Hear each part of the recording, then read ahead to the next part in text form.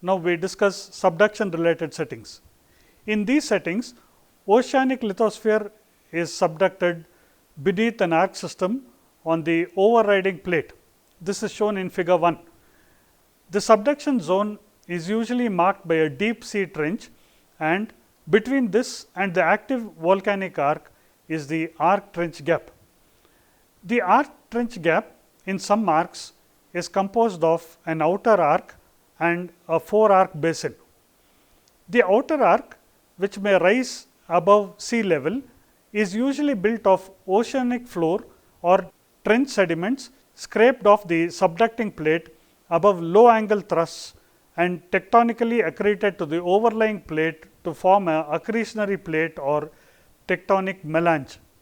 The fore-arc basin contains flat-lying undeformed sediments that may reach up to 5 km in thickness and which reflect progressive shallowing as the basin fills up with turbidites, shallow marine sediments and fluviatile deltaic shoreline complexes. The sediments are derived mainly from the volcanic arc or by the erosion of uplifted basement. Arc systems may be either island arcs or continental margin arcs. Island arcs are of several kinds. Number 1, the clearly intracratonic like the Tonga and Scotia. Number 2, separated from the Cyalic continent by small semi-ocean basins like Japan and Kuril.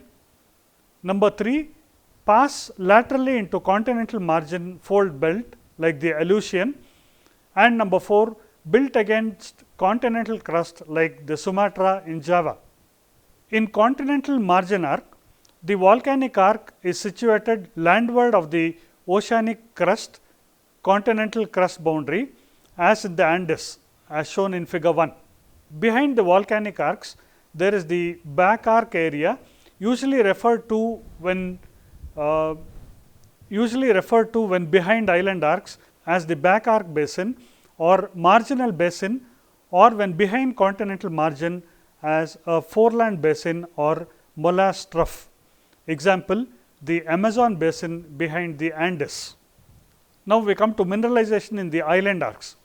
It is convenient to divide the mineral deposits in these arcs according to whether they were formed outside the arc trench environment and transported to it by plate motion, that is allochthonous deposits, or whether they originated within the arc complex, namely autochthonous deposits.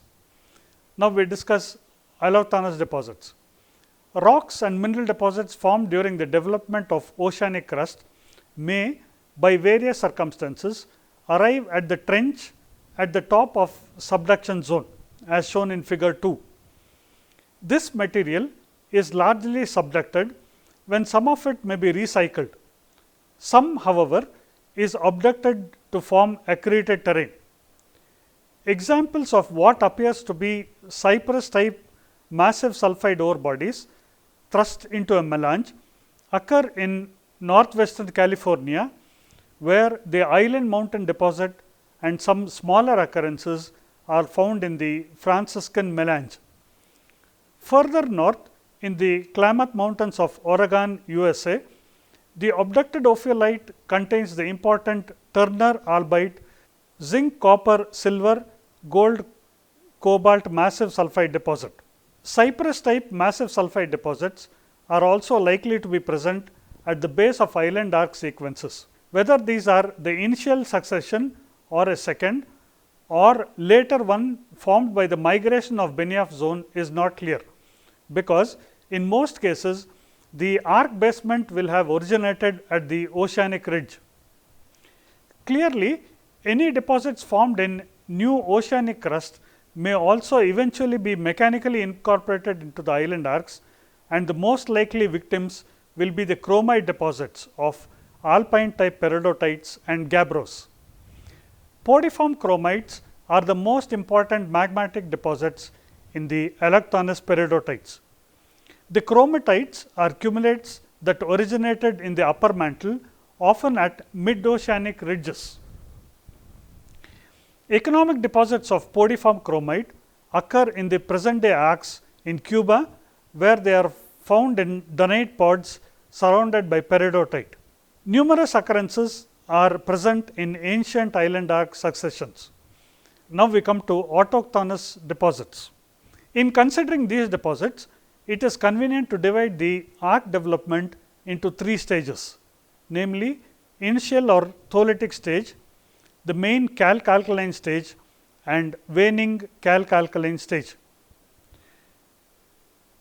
To discuss the initial or Tholeiitic stage, the probable hydrous nature of such magmas and their derivation by partial melting of the mantle material implies that cogenetic massive sulfides may well be expected to form during this stage. However, no massive sulfide deposits have yet been detected in the earliest Tholeiitic sequences of island arcs, but such sequences must be considered as promising for their discovery. Now, the main calc-alkaline stage. This is the main period of arc development. Considerable sedimentation and subaerial volcanicity may have occurred during the Tholeiitic stage, but the main arc building and plutonic igneous activity belong to this stage. The early stage of island arc volcanism is dominated by basalt and basaltic andesite. The more evolved arcs have andesite as the dominant volcanic rock. The early Tholeiitic stage is succeeded by magmas having a calc-alkaline trend and which are probably ultimately derived from 2 sources, namely subducted oceanic crust and partial melting of the mantle wedge overlying the Benioff zone. This will result in the diaperic uprise of wet pyroxenite from just above the Benioff zone.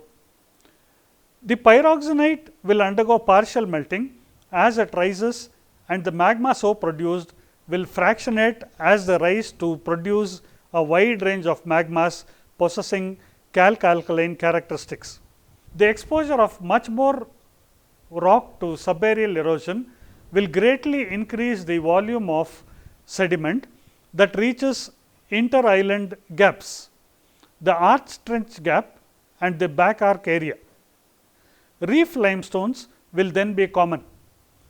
Rapid erosion on the flanks of subaerial volcanoes, ignimbritic activity related to increase in silica content of magmas, giving rise to submarine lahars, submarine slumping and so on, would all contribute to produce a vast volume of material for local sedimentation and for transportation by turbidity currents to the arch trench gap, along submarine canyons to the trench itself and in the reverse into the back arc regions. Volcanic massive sulfide, stockwork, skarn and vein deposits are formed in this stage. Conformable sulfide ore bodies of Beshi type develop at this stage in back arc basins, accompanying the andesitic to dacitic volcanism. They also occur in complex structural settings characterized by thick Gray-Wacke sequences. The associated turbidites may be of arc or continental derivation as indicated in figure 3. The lack of ophiolitic components, the petrological association and the pyroclastic nature of volcanics indicates a different environment from that of the cypress type deposits. Silito suggested that the solutions which deposited some of these massive sulfide deposits might have come directly from subducted sulfide bodies as shown in figure 2, with their metals being derived from the subducted bodies and layers 1 and 2 of the subducted ocean floor. Metal bearing brines expelled from layers 1 and 2 would induce fusion in the wedge of the mantle above the Benioff zone, ascending with the resulting hydrous calc-alkaline magmas to form porphyry copper deposits when the volcanism is dominantly subaerial. Many porphyry copper are present in island arcs as shown in figure 4, with both diorite and Lovell-Gilbert model types being present. There is no evidence that continental crust is required for their formation. Therefore, they can be sought for in any island arc with or without continental crust. The young age of the ore bodies in some recent arcs indicate that they belong to the late stage of island arc evolution and perhaps overlap into the waning stage. The ultimate source of the metal in porphyry deposits is to be sought in subduction zones. It can account for the regional differences seen in these deposits, relating them to the differences in the content of copper, molybdenum and gold in the subducted oceanic crust. Skarn deposits are common at igneous carbonate country rock contacts in the older and more complex arcs such as those in Indonesia, the Philippines and Japan. Many of the granites and granodiorites with which these deposits are associated also possess spatially related pegmatitic and vein mineralization, and the resulting metallic association can be quite complex, as in the Kitakami and Abukama highlands of Japan. Skarn and vein deposits of tin are well known from parts of the Indonesian arc. Less well known are the gold veins in the contact zones of diorites and granodiorites of the Solomon Islands. Other vein deposits are not common in the younger arcs, including those of mercury, which is surprising in view of their development in association with andesites in the alpine orogenic belt. Example, the Eastern Carpathians. Cinnabar veins occur in the more complex arcs of the Philippines, Japan and New Zealand. Now we come to the waning calc-alkaline stage. The massive sulfide deposits of Kuroko type probably belong to the later stages of development of island arcs. They are associated with the more felsic stages of calc-alkaline magmatism and are marked by distinctive features. Kuroko type massive sulfide ores in ancient island arcs include the Paleozoic deposits of Captain's Flat, New South Wales, Buchan's, Newfoundland, Paris Mountains, Wales and Avoco in Ireland. The present opinion is that these deposits too are wholly or mainly developed in back arc settings, and Liat et al.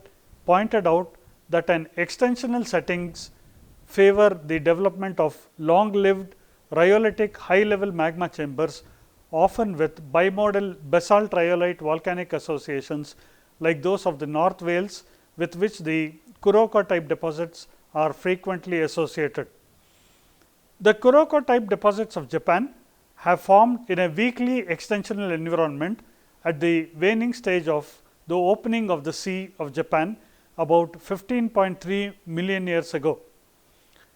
Manganese deposits of volcanic affiliation are very common in eugeosynclinal succession of all ages from Archean to recent, and island arcs are no exception. Large numbers of subeconomic deposits occur in the tertiary volcanic areas of Japan, Indonesia and the West Indies, and the recent volcanic sequences of the larger Southwest Pacific islands. These deposits have formed in situ and are not tectonic slices of pelagic manganese deposits of the oceanic crust. They belong to the waning calc-alkaline stage and the preceding stage of island arc evolution. A well documented manganese deposit belonging to the above occurrences is that of the southern Urals in Russia.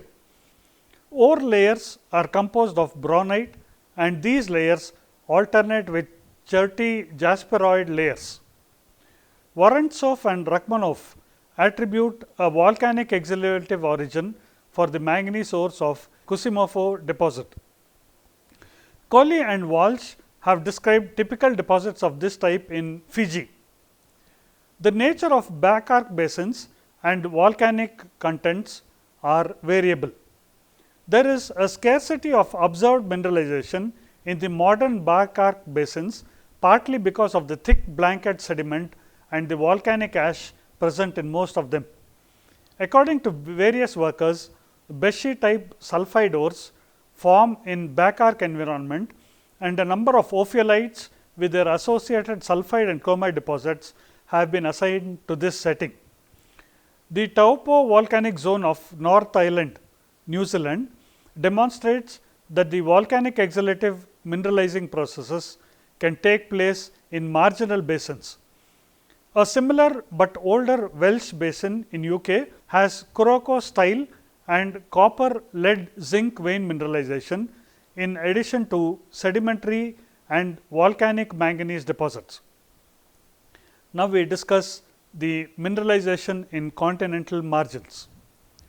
The principal features of continental margin arcs, also referred to in literature inappropriately as Andean or Cordilleran arcs, include a trench with turbidites, high heat flow and regularly arranged metamorphic zones, as well as monazite, granodiorite plutons and batholiths. Foreland basins that are often molasse filled, and widespread sulfide and oxide mineralization, including the extensive development of porphyry, copper and molybdenum deposits. Active volcanoes are frequently present in mountain chains underlain by a crust of greater than normal thickness due to either crustal shortening or underplating. Although these are regions of plate convergence with its concomitant compression, many graben structures are developed running parallel to or obliquely to the arcs. Some magmatic activity and mineralization are related to this rifting. The Andean arcs lie along the western margin of South America, where it abuts against the Nazca plate, which is moving down a Benioff zone beneath the present mountain chain, as shown in figure 4. This chain is immensely rich in ore bodies of various types and metals, but generally shows a plutonic epigenetic affiliation rather than a volcanic syngenetic one. This is no doubt to some extent a function of erosion. The profusion of metals may be related to proximity to the East Pacific rise and the abundance of metals that are being added to the oceanic crust at this spreading axis. The Andean Cordilleran deposits possessed a close relationship in time and space with calcalcaline intrusives emplaced at relatively shallow levels in the upper crust. The Andes are characterized by linear belts of mineralization that coincide with the morphotectonic belts which run down the mountain chain. The coastal belt, mainly consisting of Precambrian metamorphic rocks, is important for its iron apatite deposits of skarn and other types. The Western Cordillera is a copper province particularly important for porphyry type deposits carrying copper, molybdenum and gold mineralization, as shown in figure 5. A belt with Paleozoic sedimentary rocks along eastern Cordillera contains tin together with tungsten, silver, bismuth mineralization. Example, the Bolivian belt as shown in figure 6. This tin silver belt of South Oruro has produced vast amounts of silver from Spanish colonial times to the present day, and indeed the Eastern Pacific continental margin arcs from British Columbia to Chile are well endowed with large silver deposits, but the Western Pacific arcs have virtually none. The development of silver deposits is controlled by the relative abundance of silver in the subducted oceanic crust. The Western Cordillera of the Andes consists of several gold deposits. The overall metal zonation of the Andes has been related to the remobilization of metals subducted in the oceanic crust at different depths down the Benioff zone, to migration of Benioff zones and to changes in their inclination. The porphyry deposits are related to I-type granitoids probably generated along the Benioff zone or in the mantle wedge above it, but the tin deposits are related to S-type granitoids, perhaps representing anatactic melts that derive their tin from continental crust. Similar situations occur in Alaska and China, with tin mineralization related to deeper sections of the Benioff zone than the porphyry copper mineralization. Now, we discuss the strike slip settings. Two different types of faults are included here, namely the transform fault and the long known tear or wrench fault. Strike slip faults vary in size from plate boundary faults such as the San Andreas Fault of California and the Alpine Fault of New Zealand through microplate boundaries and intraplate faults such as those of Asia north of the Himalayas down to small scale faults with only a few meters offset. Even if these structures occur as single faults or as fault zones, they may be important in locating economic mineral deposits. Well recognized transform faults in continental crust have little or no associated mineralization. Transform faults are, however, loci of higher heat flow and could well be the channel ways for hydrothermal solutions, as certainly appears to be the case in the Red Sea. Here, the brine pools and metal rich muds appear to be located above transform faults.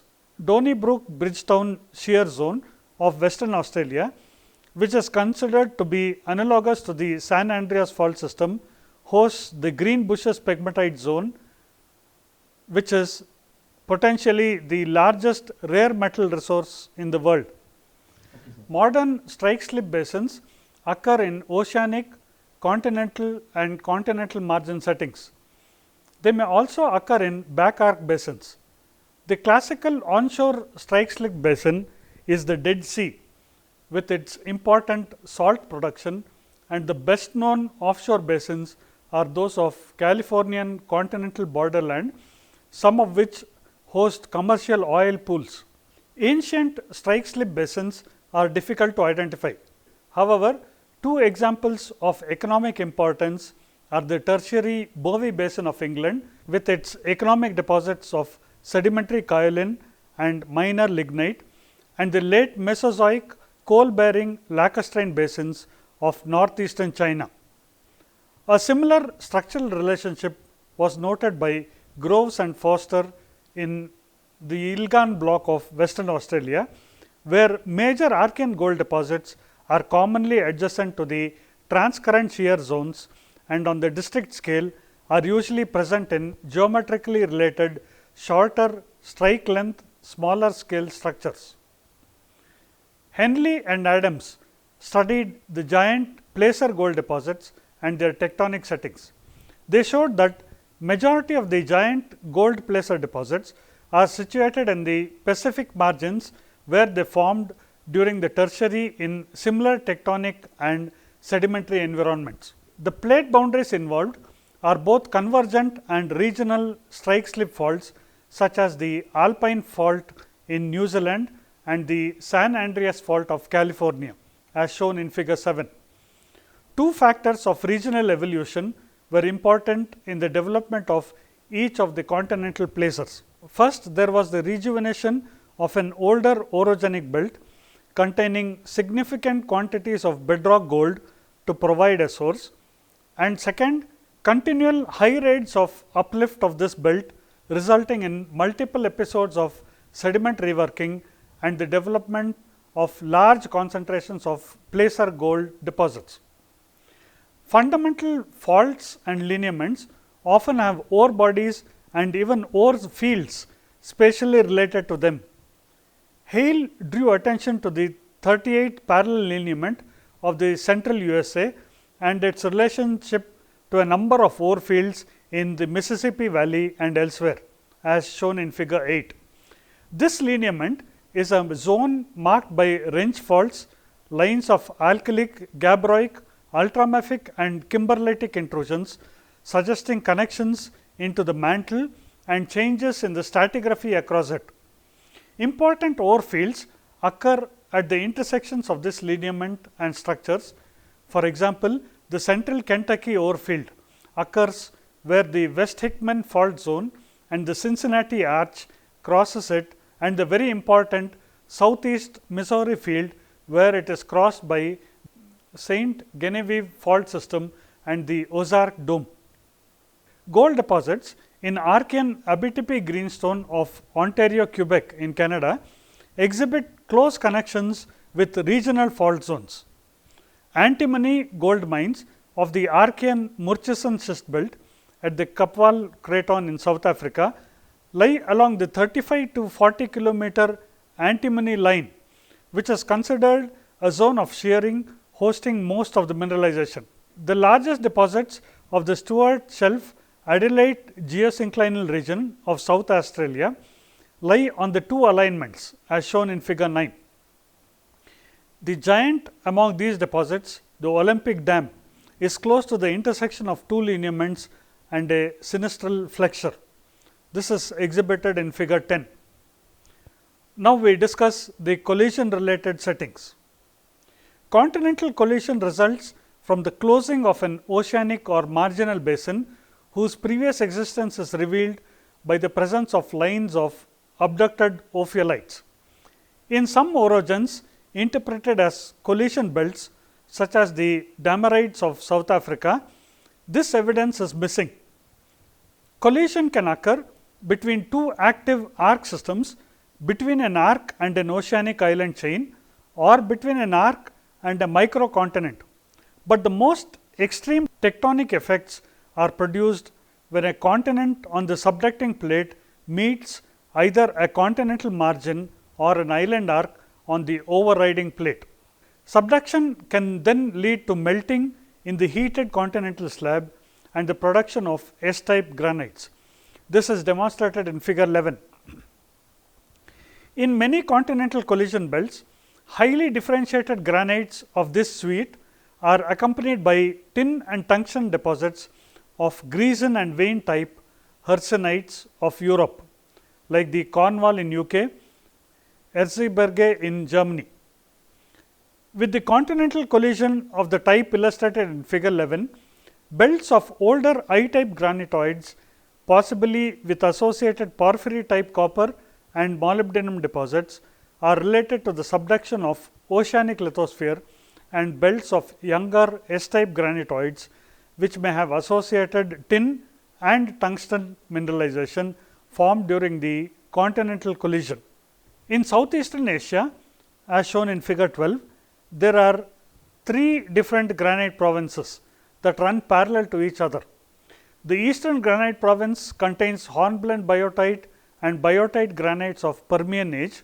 They are I-type granites, which are relative to the main range granites of Central Province, poor in tin, and the ratio of historic tin output of Central Province to Eastern Province granite in Malaysia is 19:1.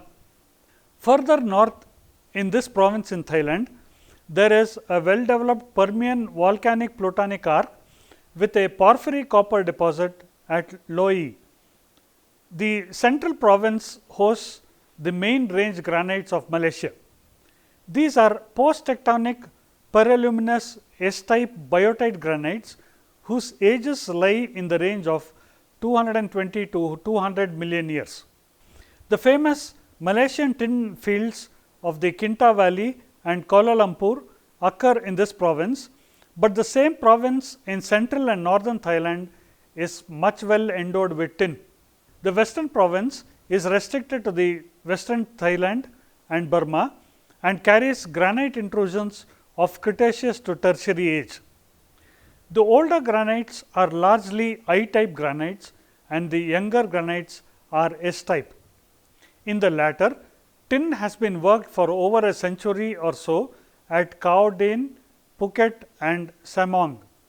The geological, geochronological and geochemical data of tin bearing granites can be explained by postulating the successive collisions of three microcontinental plates as shown in figure 13.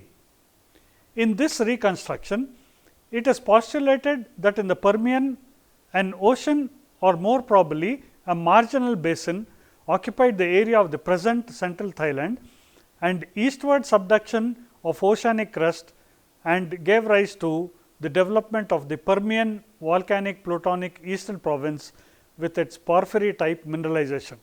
This is shown in figure 13a. This marginal basin closed in the Triassic with a continental collision that resulted in the genesis of S-type tin granites of the central province, which is demonstrated in figure 13b. Following this collision, the marginal basin to the west was gradually closed and again by eastward subduction of oceanic crust gave rise to I-type granite emplacement in western Thailand about 100 million years ago and produced a phase of S-type granite formation. But in this event, considerable overlap of I and S-type granite resulted, as in the Phuket Island, perhaps as a result of more pronounced subduction of the leading edge of the Burma plate.